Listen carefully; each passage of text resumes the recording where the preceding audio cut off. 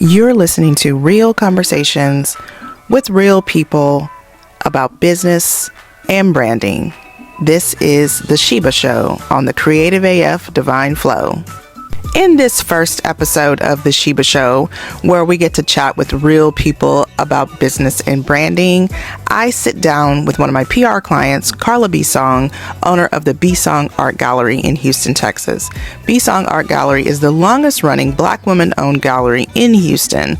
Carla has been in business for over 11 years, and she's got amazing insight into how to build a portfolio, how to build a team, and really how to use collaboration the right way.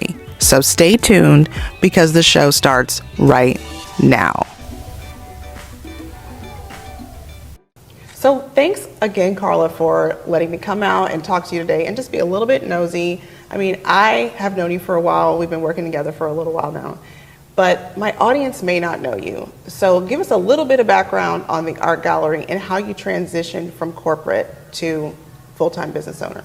Yes, thank you for coming out, and I always appreciate speaking with you.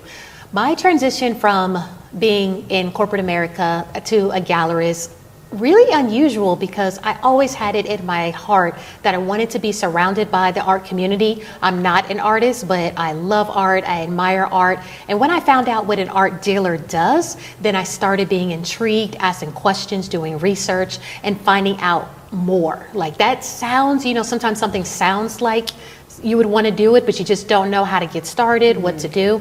So I come from a traditional background where my parents are working, individuals. They are from Detroit. So I was born in Detroit, came to Houston, and there weren't entrepreneurs in my family. No one owned their own businesses. They had jobs. And so I just thought that's what you do. You get a job, you hopefully get a good paying job, get good benefits, you retire, hopefully, and then you're set, And then I received a finance degree and worked in an investment banking company and worked in different departments and learned more and more about the investment banking world. But I was extremely fortunate because me and my brother are first generation college educated. So of course we felt very prideful and extremely happy to have that opportunity, but I never felt this is what I want to do for my entire career. I looked at individuals who had been in the banking world until retirement age, and I just said, I don't think that's going to be me. So it was still in my heart to do something in the art community or have some form of art career. And I continued to do my research. One day, looking at spaces, I knew I didn't want to be in a shopping center. I didn't want to be in the mall. But I thought, okay, well, my career is going well. And even if I find a space and I know amazing artists that I didn't feel have the representation that I thought they should have, I'll let them show their work in my space and we'll just see what happens. That literally was my business plan, not anything set in stone. I probably could have did a little bit more research, but I said, overall, I'm going to have fun. Kept my day job. This was only over 11 years ago. Kept my day job and just opened the gallery and said, let's just have fun with it. Let's bring in artists. Let's bring in people who also love art and see what happens. And that was the beginning of what Bisong Art Gallery has grown into today. So that's one of the reasons why I felt like I wanted to talk to you, because the goal of this particular show is really to help people like myself and like you who are developing their businesses and trying to take this entrepreneurial leap or just really get started, and give them an actual toolkit based on your experience or my experience. And being in business for 11 years is really a remarkable accomplishment. So let me ask you, what are some of the things that you maybe tried to do, probably more in the beginning of your business journey, that didn't really work but helped you become what you are now and grow the gallery? Sure. I'm sure most new entrepreneurs try to do everything themselves. And sometimes you just don't have the resources or the capital to immediately hire help, and which is understandable. But I realized after a year of working a full-time job and trying to maintain a gallery and have, artist relationships and help them with their careers, it was overwhelming. So that, number one, I would say, as soon as possible, build your team and get the help that you need. And then people say easily delegate, delegate, delegate, but sometimes it takes time to make sure the people you're delegating to are competent and have the vision that you have. So sometimes that is even a process to let's walk together, hold your hand, make sure that you are handling business the way that I would, because working in my business, it's also a representation of the gallery. So you have to be also extremely careful that the team that you build has your vision, has your integrity, and has the hard work ethic that you have. Absolutely.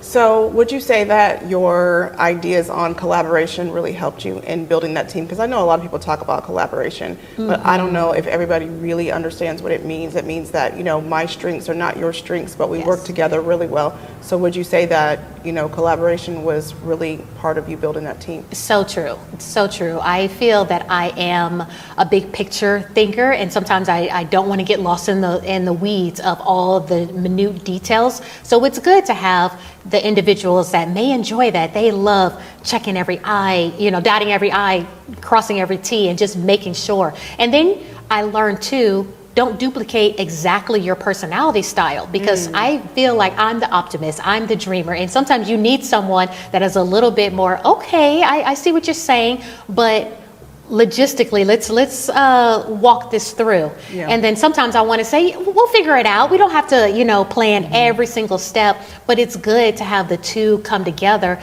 because I'm going to see things that they don't see, and they're going to see things that I don't see. And then when we come together, it's just a better plan. Absolutely. Absolutely. I think somebody told me earlier this week that most people are not critical thinkers. Yes. And I was blown away by that. So I think that might be why it's so difficult to really build a solid team, especially if you're looking for somebody who's a good critical thinker, but also has a big picture.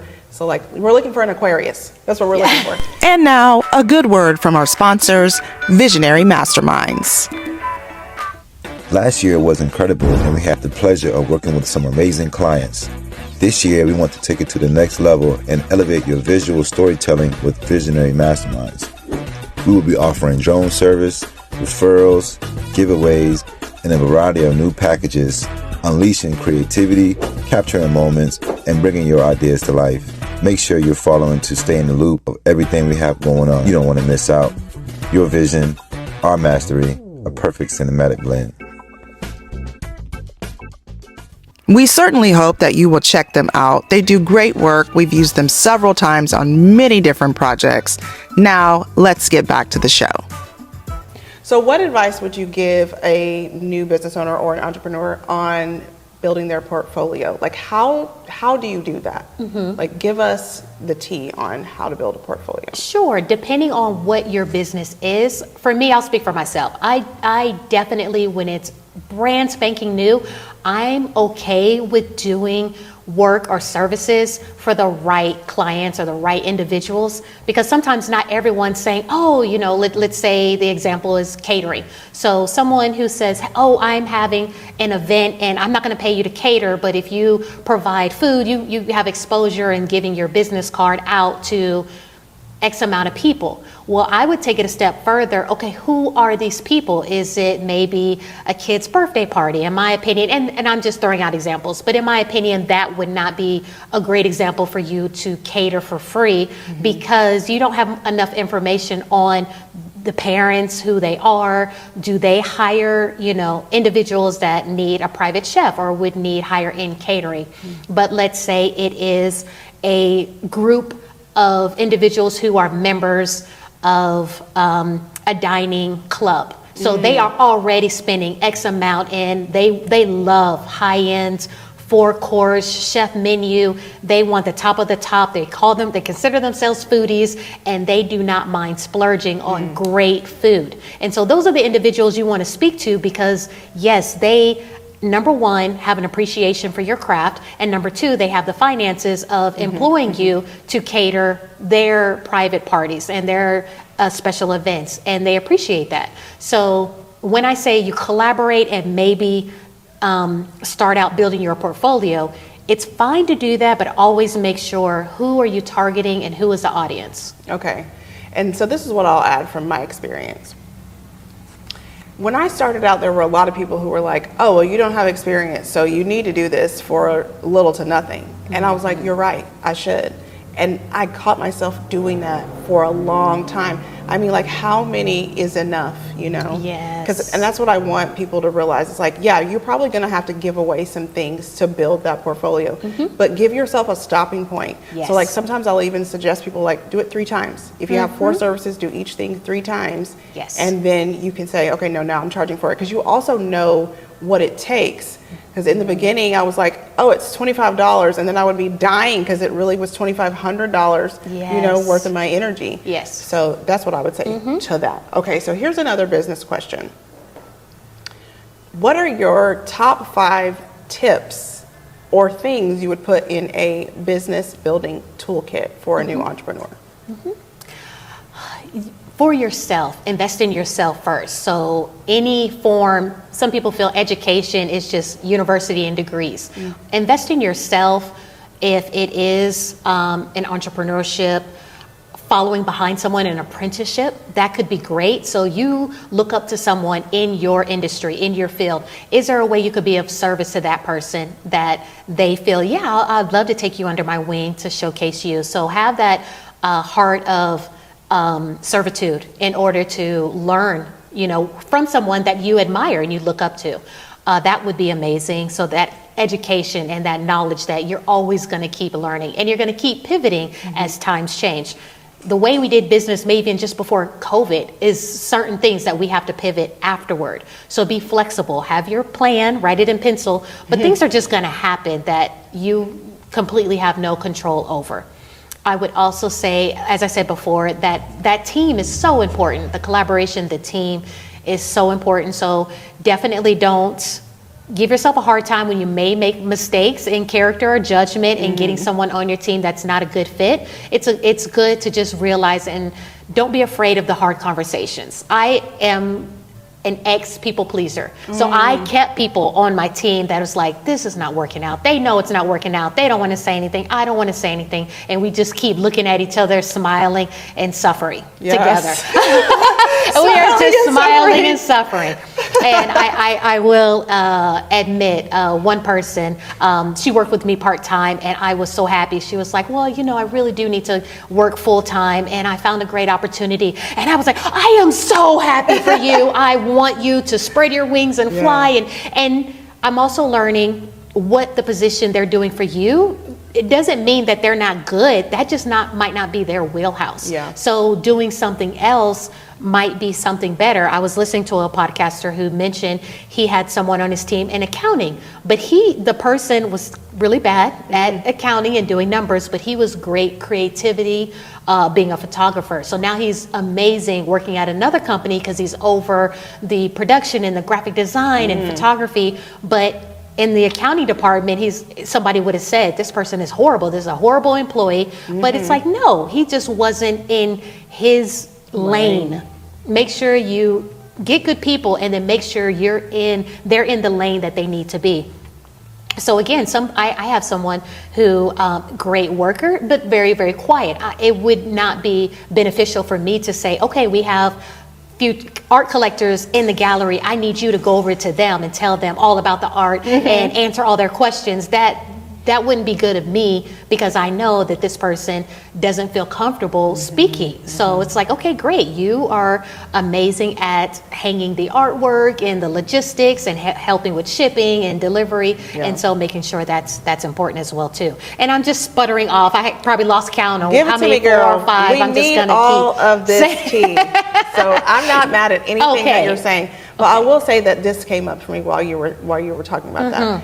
One of the reasons why I started being in business is because I want to grab creatives who have a skill, don't know how to monetize it, kind of the same way that you do with your artists here, like, you know, help them that.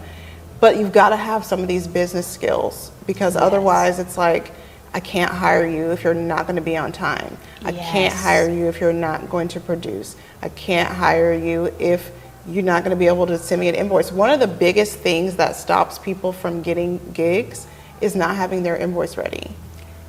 Oh, I could want to pay you, but you want me to wait and wait and wait for how much money it's going to cost. I mean, that's caught me up too. Yeah. Just because I didn't have the toolbox I needed to start, you know. It's so funny you said that. I literally, on my patio, every winter freeze that we have, my little plants die and it's time to plant again.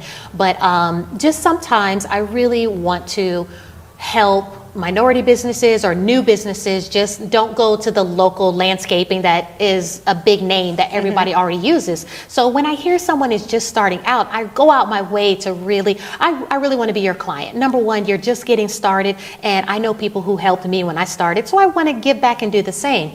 In similar situation, the person came out, looked at my patio and landscaping, and just give me a quote. You know, can I have a lower end? Like, what's the bare minimum you can do? And then let me have a medium quote, maybe a little bit more shrubs, a little bit more flowers, and then higher end, maybe I can get a tree put in, and maybe this and that. And I think after 2 weeks passed, following up, 3 weeks passed, I hadn't gotten a quote after 3 weeks. And I replied back and just said, I really appreciate your time in coming out. Unfortunately, I really want to get this done, you know, sooner rather than later, but I wish you the best. And ended up going with a company that's a well-known, you know, landscaping company. But that's a good point. Yeah. Just follow through. Don't make me chase you to give like, you do you business. want the money or not? Right. You know, because I'm trying to give it to you. But I think you said something in the beginning of our conversation that's really important, and it's key to what we're talking about now. We both grew up in a home where our parents went to work. And most people grow up in a home where their parents went to work. There's only a few people who grew up in entrepreneurial lineage. So they don't have like this understanding of being their own boss and organizing the structure of the business. Because I think that is what kills a lot of us, is not having operations, you know? So let's have a real come to Jesus about this, because one of the reasons why I started this business was because I wanted Black business owners and Black entrepreneurs in general to be able to trade with each other, use each other's services, and not go online complaining. So what's your one thing that you wish we would do better? Is it the thing we just said, or is it something else? That is very important. Oh, good question about one thing. I think You're like, all of these things in your head, and like, I don't want to sound negative Nelly or anything like that.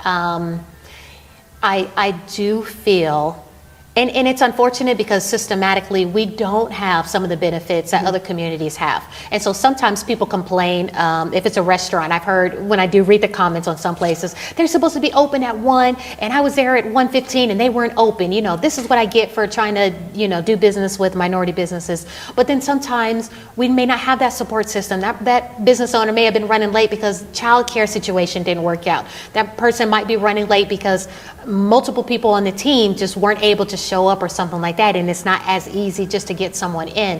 So it is extremely difficult. We do have to give each other grace when, you know, situations don't work out. Me personally, if I have a bad experience, I try my best to communicate with the owner first, and then very few times I've ever left negative reviews. But if I've left negative reviews, maybe because I just really felt like they didn't completely care. I didn't get the service I paid for, and then they just ghosted me or something like that. And it's like, yeah, no, I'm probably going to post that. It's still very professional. I'm always professional. Like, yes, I you know, paid for this service that I just never got. So someone else, if you like to read reviews, you're going to know, oh, wow, someone paid for a service that they just didn't even get. Not even bad service, like didn't get any service. Absolutely. So yes, I will leave a review if I pay my money and I'm not getting it back and I'm not getting the service. And then also communicating, having conversations like we're having now without looking at each other as competition. One thing great about being an art dealer, I feel I have no competition because the artists I represent and what the market that I have with the art, no one is doing the exact same thing. So if you come in, and I'm part of the Houston Art Gallery Association, I don't feel any other gallery and myself are competition. It's a collaborative way for us to come together, support each other any way that we can, and communicate about certain ways that we can put Houston on the map of being an art hub. There's no reason. There's no lack of artists. There's no lack of amazing art here in Houston. So we should be on the level of New York. We should be on the level of San Francisco and many other cities that people say, I want to go to New York to see art. the general public come to Houston, they want great food. We have amazing food. They come here to visit for, a lot of our attractions, but I don't think on a global level we're known for art. Yeah.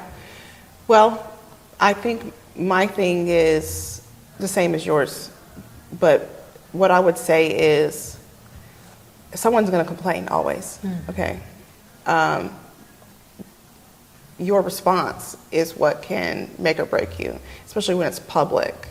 So if you have a customer that does complain, fix it. I mean, that's just good PR.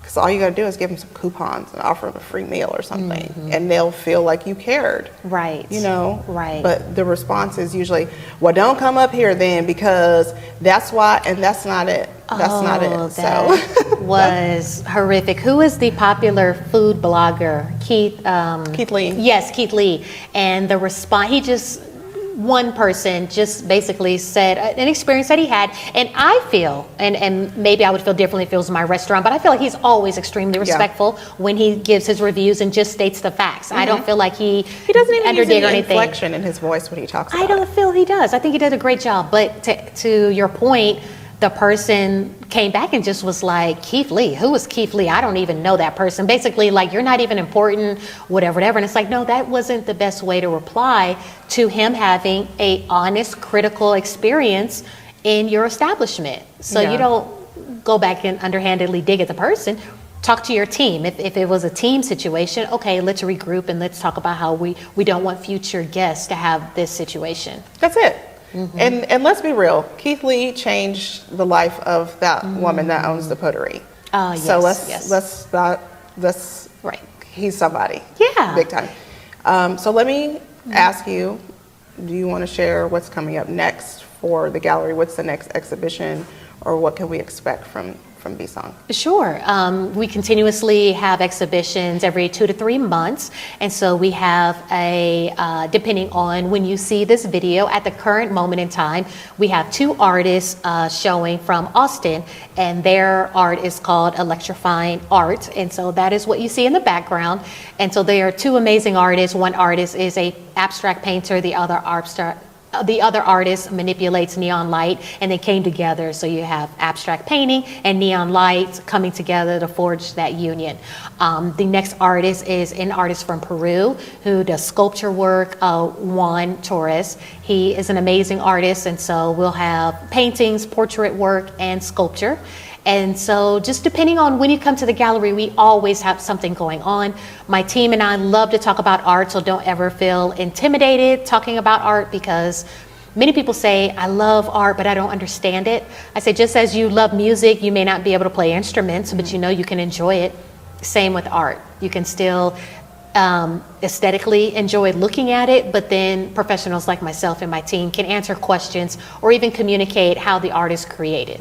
Okay, amazing. So tell them where they can find your art gallery online and in real life. If you're in the Houston area, that would be downtown Houston, Texas, 1305 Sterrett Street. And we're in what's called the Historic Warehouse District area. And then online, website is Bisong Art Gallery, Instagram, Bisong Art, Facebook, Bisong Art Gallery, and LinkedIn is my personal information or business information. But I hope that your guests listen to the as we speak and find out more and reach out. If you're an artist or interested in collecting art, then I love speaking, especially with individuals looking to get started collecting art, because that can truly, once you get bit by the art collecting bug, like the travel bug, you just want to go to the next one and the next one and the next one. Absolutely.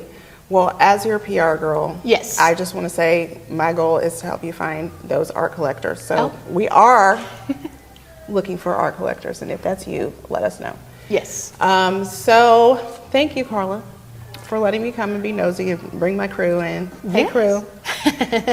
I've got 2 brilliant men over there who helped us fix the audio and make sure that everything was tight. Really appreciate it. If you like this episode, let me know.